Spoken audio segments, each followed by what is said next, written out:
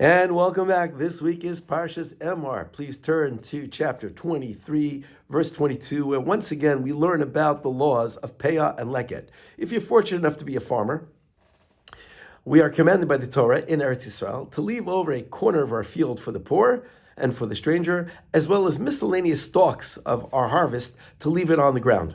Okay.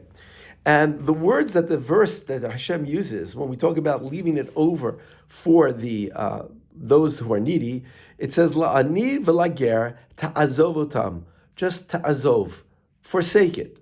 Ani Hashem lekechem, I am Hashem your God. And Rashi points out that ta'azov is a lashon of just leave it for them to collect. Don't help them collect it. And I thought that's kind of strange. I mean, wouldn't it be nice if I help them collect their due from the Torah? So there's a Rabbi Chaim Zaitchik who was quoted in Rabbi Poliskin's sefer called Love Your Neighbor.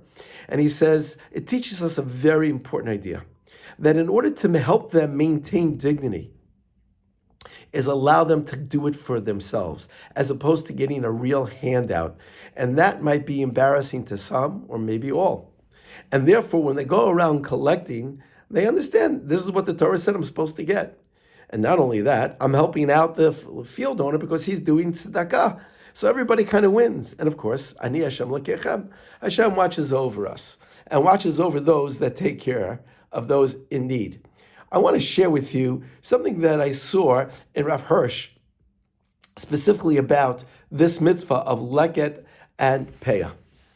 He says, the Torah vows to fulfill a duty as a people of the Torah. And what is that? For the prosperity that is granted to a community, that is bestowed upon every individual, is a dignified existence. That's the Torah way, to provide everybody with a dignified existence. You know, this comes right after the laws of Shavuot, where we bring shtei lechem. We actually bring chametz. We bring raised bread, not matzah, raised bread on to the Mishkan for Shavuot. And Rav Hirsch says, well, isn't that appropriate? Why? Because everybody should be able to hold up their head high, regardless of their economic situation, in front of Hashem. Rashi also points out that this mitzvah is planted in between the mitzvot of the Shalosh Regalim as well as Rosh Hashanah and Yom Kippur. Why in the middle? So once I heard from Rabbi Cohen, which I thought was beautiful, who said that the idea that over Yom Tovim, it's very expensive, and we have to think about those who may not have enough for their Yom Tov. Great, and that's a great way, that important way, an essential way to celebrate our holidays. But the other idea, and this is Rashi, you can look it up, he says, when a person takes care of those that are needy, it's as if they are bringing a korban to the Beit HaMikdash. They are coming closer to Hashem.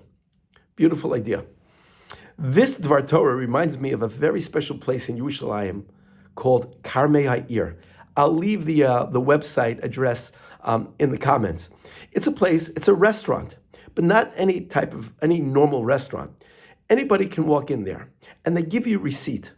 And that receipt for the meal, you go to a box and you pay it in the box. Now, if you can't afford it, you just put the receipt back in.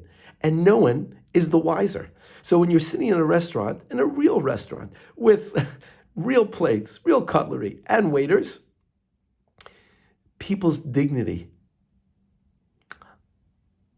is maintained.